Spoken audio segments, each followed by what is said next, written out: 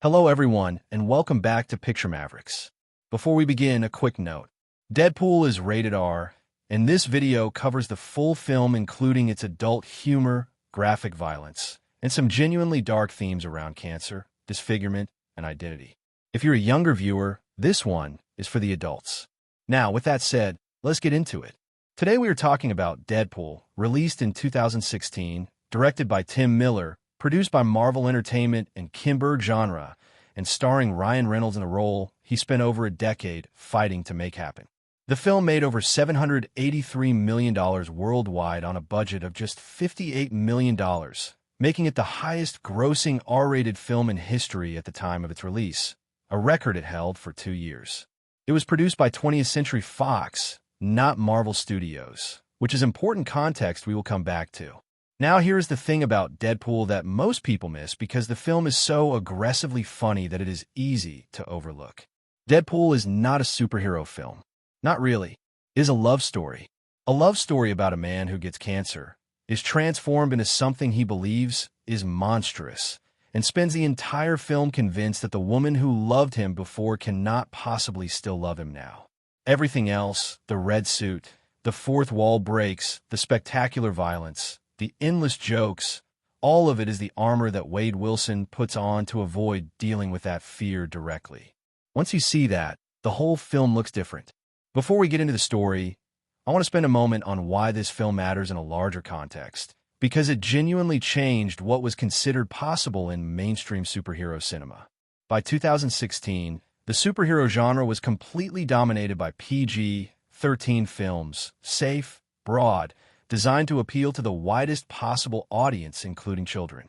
The idea of a major superhero film being rated R, genuinely rated R, with real language and real violence and adult humor, was considered financial suicide by most studio executives. Ryan Reynolds had been trying to make a proper Deadpool film for years and kept hitting the same wall. Studios were not willing to make it the way the character needed to be made. The version of Deadpool that appeared in X-Men Origins Wolverine in 2009, with his mouth literally sewn shut, is what happens when you try to make Deadpool safe, and the internet never forgave that film for it. Then a test footage leak in 2014 showed what a real Deadpool film could look like. The audience reaction was overwhelming, and Fox finally greenlit the project with an R rating. The result was a film that made nearly $800 million and proved permanently that audiences would absolutely show up for an adult superhero film if it was made with genuine commitment to what the character actually is. Deadpool did not just succeed. It opened a door that had been locked for years. Now let's talk about Wade Wilson, because who he is before he becomes Deadpool is essential to understanding everything that comes after. Wade Wilson is a mercenary, not a hero. Not a good person in any conventional sense. He takes money to threaten and intimidate and occasionally hurt people, and he is completely comfortable with that. He is also genuinely funny, sharp, self-aware in a way most people are not, and underneath all the bravado, there is something unexpectedly real. He has a code. It is not a particularly heroic code, but it is consistent. He does not hurt innocent people. He does not work for causes he finds genuinely repugnant. And when he meets someone he cares about, he cares completely.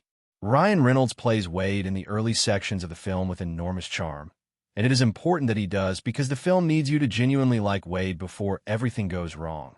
Not because he is a good person, but because he is a real one, funny and damaged, and trying in his own chaotic way to build something worth having.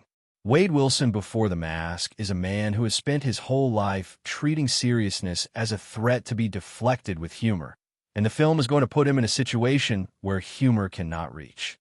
Vanessa, played by Morena Baccarin, is the best thing in the first act of Deadpool, and I want to make that case clearly.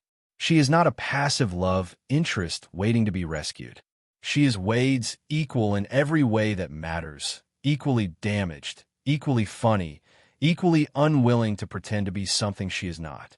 Their first extended conversation is essentially a competition to see who has had the worst childhood, and they match each other perfectly. Their relationship develops in a montage that covers every holiday and special occasion over the course of a year, And what makes this montage work is that it never feels like a shortcut. It feels like a genuine portrait of two people who found in each other the specific kind of acceptance they had never found anywhere else. Vanessa loves Wade, not in spite of who he is, but because of it, because his particular brand of broken matches her particular brand of broken in a way that makes both of them feel less alone. And this is exactly why the cancer diagnosis hits as hard as it does, because what Wade is about to lose is not just his health, it is the first relationship in his life where he felt genuinely and completely seen. The cancer diagnosis scene is where Deadpool stops being a comedy for a few minutes and shows you what it is actually made of. Wade finds out he has terminal cancer, advanced and in multiple organs, and the scene is played with a quietness that is completely at odds with the rest of the film's energy because Wade does not have a joke for this. For the first time in the film, the armor fails. What follows is one of the most honest portrayals of how someone processes devastating medical news that you will find in a mainstream film.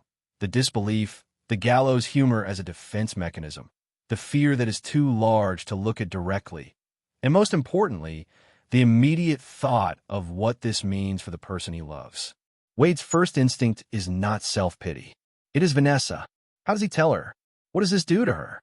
And underneath those questions is a darker one that the film will spend its entire runtime circling. Does she deserve to be stuck with him through this? The cancer in Deadpool is not a plot device. It is the emotional engine of everything that follows, and the film takes it seriously even when Wade himself refuses to.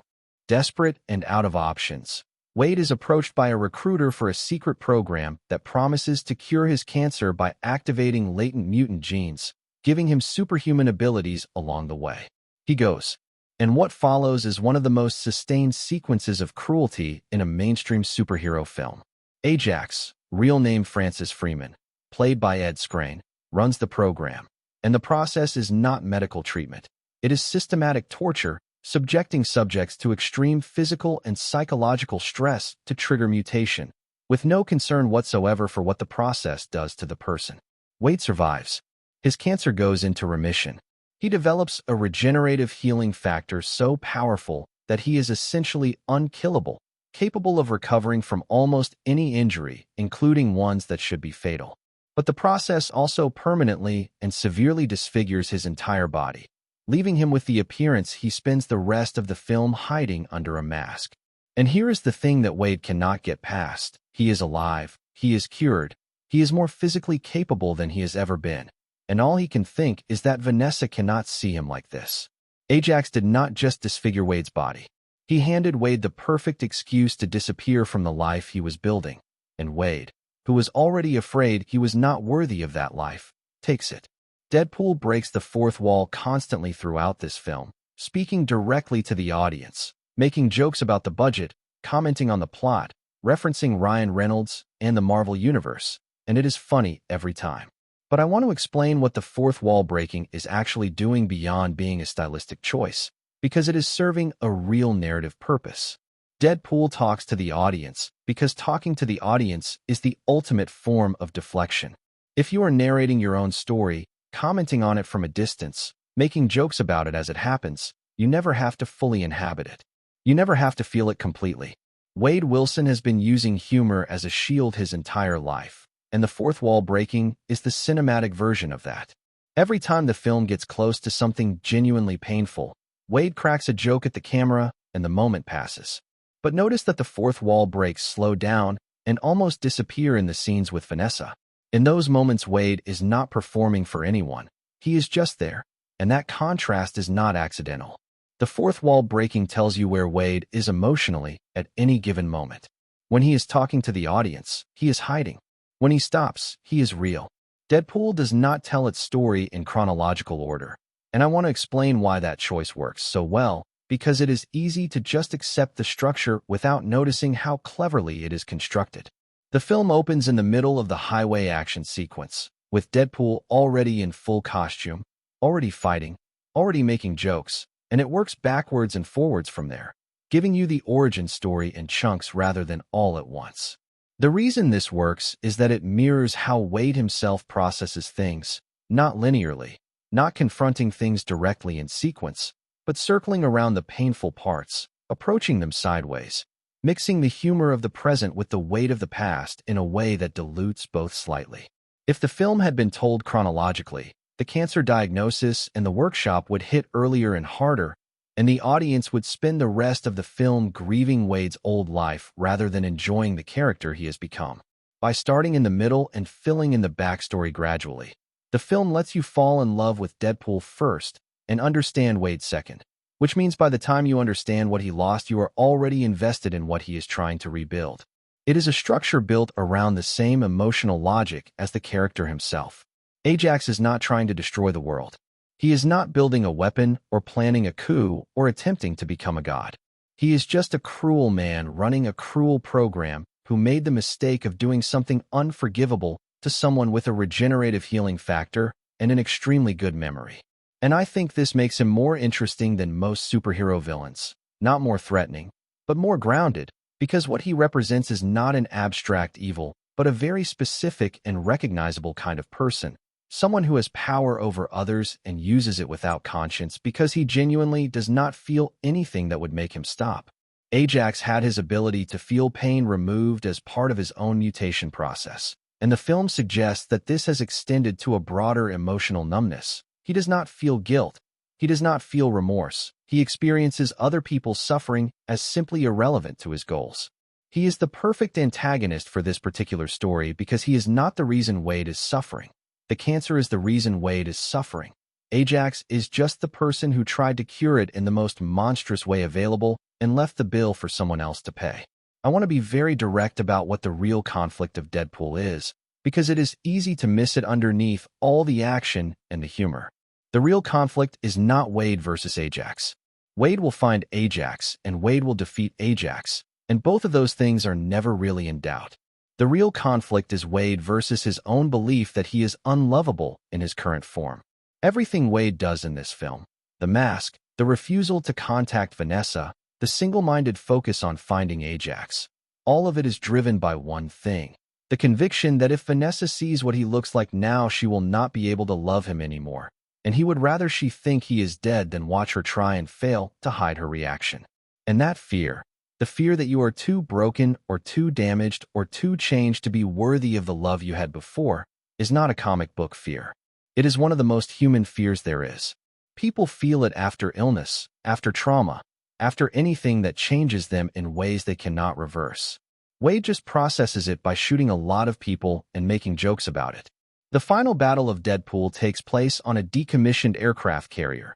Ajax has kidnapped Vanessa, and Deadpool arrives with his two reluctant X-Men companions Colossus and Negasonic Teenage Warhead to get her back.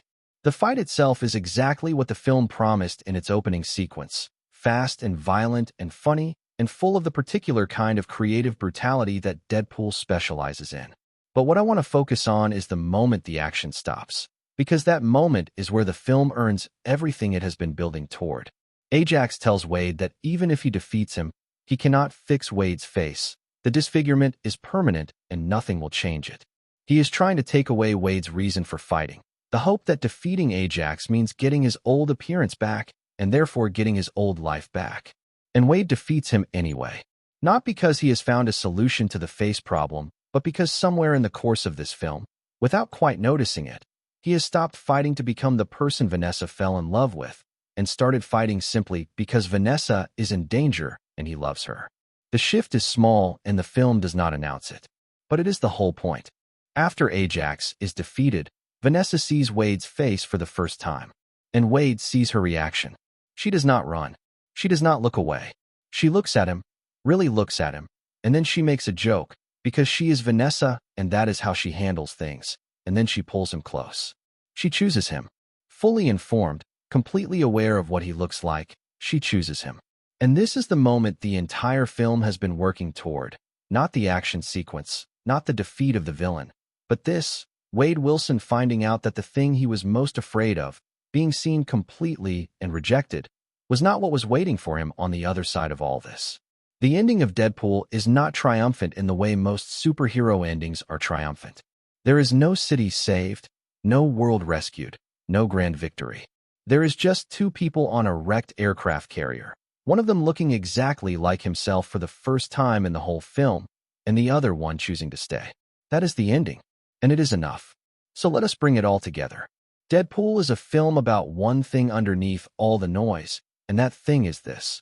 The person who loves you is not loving the version of you that you think is most lovable. They are loving you, the actual you, the damaged and frightened and imperfect and sometimes monstrous you. And the biggest mistake you can make is deciding for them that they cannot handle what you really are. Wade spends the entire film making that mistake. He decides, without asking Vanessa, that she cannot love the new version of him. He removes her choice completely by disappearing. He spends months fighting and hiding and planning to fix himself before he will allow himself to be seen. And Vanessa's answer, when she finally gets to give it, is that he never needed to do any of that. Now, my personal take on this film. I think Deadpool is one of the most genuinely surprising films of the 2010s, not because of the humor or the fourth wall breaks, but because it committed so fully to a real emotional story inside the comedy that both things ended up working better for the other's presence. The jokes are funnier because the stakes are real. The emotional moments land harder because the film has earned your trust with the humor first. Ryan Reynolds waited over a decade to make this film the right way, and you can feel that commitment in every frame. Is it a perfect film? No. Ajax is the weakest element, and the film knows it. But what it does well, it does extraordinarily well. And the love story at the center of all that chaos is one of the most honest things the superhero genre has ever produced. Most people watched Deadpool and thought it was the funniest superhero film they had ever seen. It is also one of the most quietly sincere. Now you know why. Thank you for watching Picture Mavericks. And if this breakdown gave you something new to think about, consider subscribing because we go deeper so you do not have to. See you in the next one.